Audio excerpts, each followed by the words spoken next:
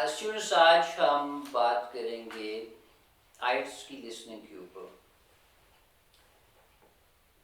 Listening obviously आप सब समझते हैं, इसका ताल्लुक आपकी समात के साथ है, सुनने के साथ है।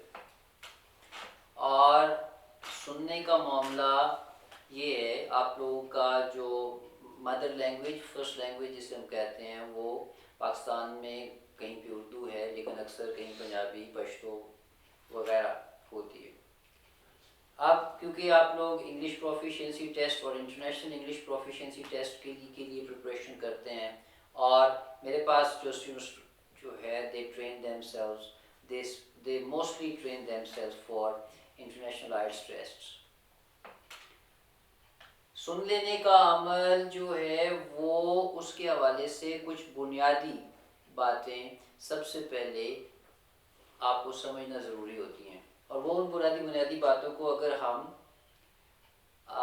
एक छोटी सी हेडिंग दे, तो वो फीचर्स हैं उस इंग्लिश ज़ुबान के जो आपकी अपनी लैंग्वेज में नहीं होते। उन फीचर्स के इस्तेमाल होने के पीछे जो साइंस मौजूद है, इसका समझ लेना होता है। और अगर एक कामयाब और अच्छा ट्रेनर इस बात को यकीनी बनाता है कि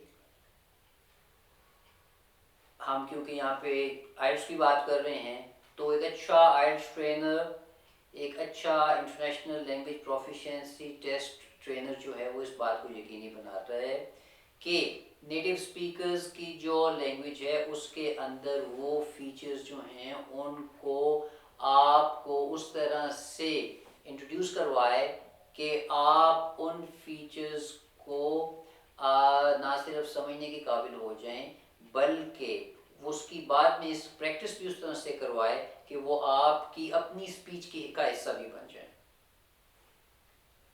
अब वो फीचर्स क्या हैं, ये तो जब हम लोग आप जैसे मेरे पास स्टूडेंट्स आते हैं, तो फिर हम कट डाउन करते हैं अपने डिफरेंट सेशंस को, और जो बहुत सारे फीचर्स हैं जिनको हम डिस्कस करते हैं। इन फीचर्स को मुख्तसरन हम क्या नाम देते हैं, मैं आपको बता देता हूँ। नंबर 1 बहुत अहम फीचर जो है अंग्रेजी ज़ुबान का, वो इसकी इंटोनेशंस है, टोन्स ऑफ इंग्लिश।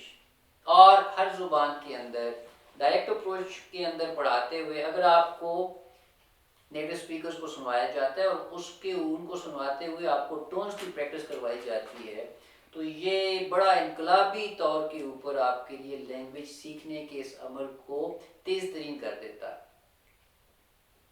इसके अलावा जो बहुत अहम बात है इंग्लिश ज़ुबान का फीचर, जिसको आपको समझना आपके लिए बहुत ज़रूरी है, वो फीचर है इस बात को समझ लेना कि लैंग्वेज जो है इंग्लिश का जो म्यूज़िकल नोट्स हैं, और वो म्यूज़िकल नोट्स हैं वो दर हकीकत कॉम्बिनेशन है फंक्शन और कंटेंट वर्ड्स के, और उनको हम फीट कहते हैं।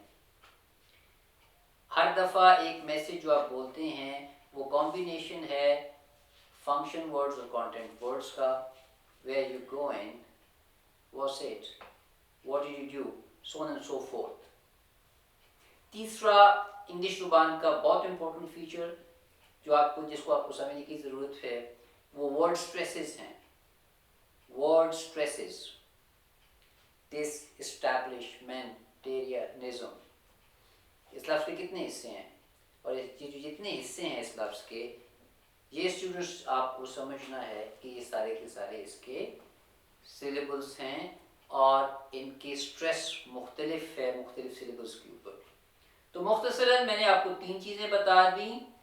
Number 1 intonations, number 2 rhythmic units of English, और number 3 English stresses। Thanks very much, बहुत शुक्रिया।